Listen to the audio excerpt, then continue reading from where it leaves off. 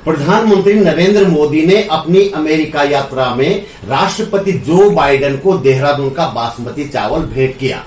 उत्तराखंडी होने के नाते यह हम सब के लिए गर्व की बात है। मुख्यमंत्री ने ट्वीट करके इस उपलब्धि को आम लोगों के साथ साझा किया तो अखबारों ने इस पर एक से ज्यादा खबरें छापनी भी चाहिए। लेकिन इसी के साथ एक सवाल यह कि पुरोला जैसी घटनाओं के कारण प्रधानमंत्री को जिस तरह से अमेरिका में असहज होना पड़ा और जिस तरह से उनके विरोध में प्रदर्शन हुए, क्या इसके लिए हमें शर्मिंदा नहीं होना चाहिए? इस वीडियो में हम देहरादून के बासमती चावल का इतिहास भी आपको बताएंगे और उत्तराखंड सहित देश भर में अल्पसंख्यकों के खिलाफ चलाई जा रही मुहिम के कारण प्रधानमंत्री को किस तरह अमेरिका में विरोध का सामना करना पड़ा, इसकी जानकारी भी देंगे। आगे बढ़ने से पहले आपसे वीडियो अंत तक देखने का अनुरोध है। लाइक करने के साथ ही संभव हो तो कमेंट भी करें। जन सरोकारों की पत्रकारिता को आगे बढ़ाने में आपसे सहयोग की गुजारिश है। आप स्क्रीन पर दिखाई दे रहे बार कोड को स्कैन कर सकते हैं या डिस्क्रिप्शन में दिए गए नंबर पर गूगल पे कर सकते हैं। नमस्कार, आप देख रहे हैं सरकार की नहीं सरोकारों की बात बोलेगी। मैं त्रिलोचन भट्ट। हमारी धरती में उगने वाला विश्व के उम्दा किस्म के चावलों में से एक देहरादून का बासमती चावल प्रधानमंत्री ने अमेरिका के राष्ट्रपति को भेंट किया। मुख्यमंत्री पुष्कर सिंह धामी ने ट्वीट करके इस पर प्रसन्नता जताई और बाद में 22 जून को हुए एक कार्यक्रम में इसका जिक्र भी किया। गर्व के इस मौके पर हमें देहरादून के बासमती चावल का इतिहास जरूर जानना चाहिए। देहरादून को 4 चीजों के लिए जाना जाता रहा है: चाय, चावल, चूना और लीची। समय बीतने के साथ ही इनका अस्तित्व या तो खत्म हो गया या नाम मात्र का रह गया। प्रदूषण के कारण मसूरी की पहाड़ियों पर चूना खदानें और दून में चूने के भट्टे बंद कर दिए गए। चाय का उत्पादन भी लगभग बंद है।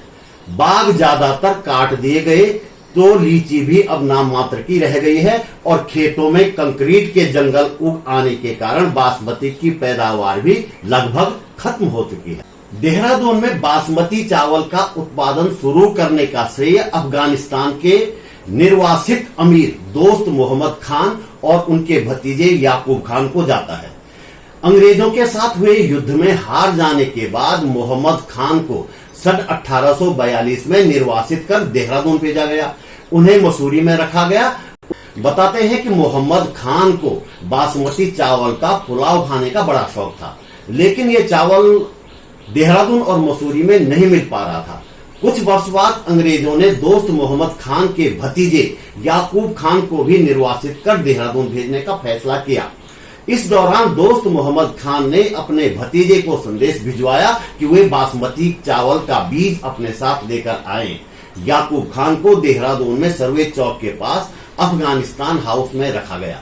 चाचा और भतीजे के प्रयास से सबसे पहले माजरा के खेतों में अफगानिस्तान की बासमती की खेती की गई। बताते हैं कि यहाँ की मिट्टी ने इस बासमती की खुशबू और बढ़ा दी। देखते ही देखते यह बासमती देहरादून की पहचान बन गई। हालांकि इससे पहले भी देहरादून सहित उत्तराखंड के कई हिस्सों में बासमती उगाई जाती थी, जिसे झीरी बासमती कहा जाता था। लेकिन जिस बासमती चावल ने देहरादून की पहचान बनाई वह अफगानिस्तान से ही लाई गई थी। रानी कर्णावती द्वारा बनवाई गई राजपुर कैनाल ने इस बासमती चावल को उगाने में महत्वपूर्ण भूमिका निभाई। देहरादून की नहरों के बारे में इस चैनल पर कई वीडियो उपलब्ध हैं। आप चाहें तो इस चैनल पर वे पुराने वीडियो देख सकते हैं। वापस लौटते हैं प्रधानमंत्री की विदेश यात्रा पर।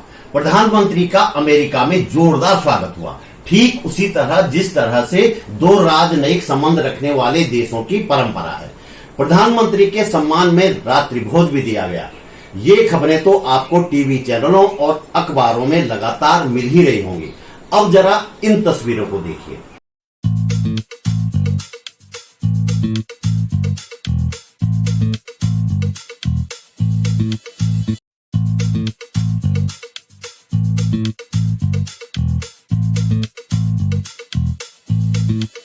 ये प्रधानमंत्री नरेंद्र मोदी की अमेरिकी यात्रा का दूसरा पहलू है। अमेरिका में जगह जगह उनके विरोध में प्रदर्शन किए जा रहे हैं।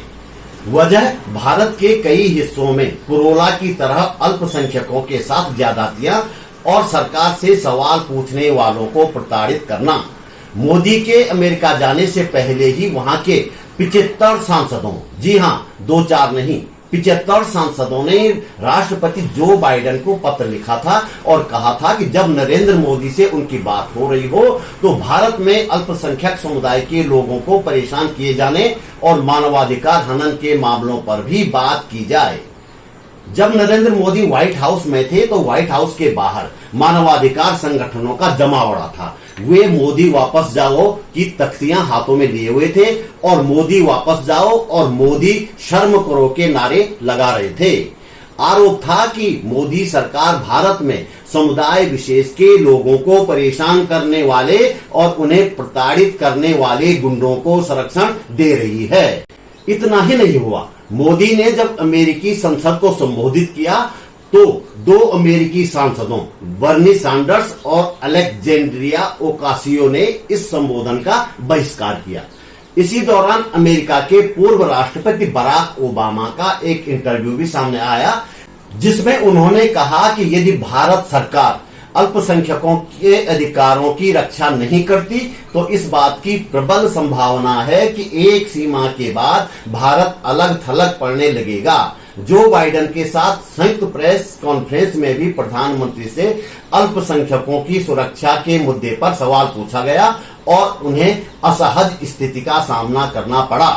उन्होंने अल्पसंख्यकों के हितों की रक्षा करने की बात अमेरिका में कही।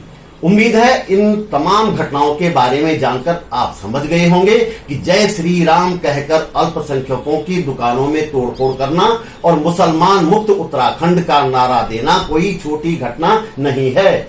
उम्मीद है जो बाइडेन को उत्तराखंड की बासमती भेंट किए जाने पर गर्व करने के साथ ही हम उत्तराखंडी अमेरिका में प्रधानमंत्री जी के सामने असहज स्थितियां पैदा करने के लिए खुद को भी दोषी मानेंगे और शर्मिंदगी भी महसूस करेंगे।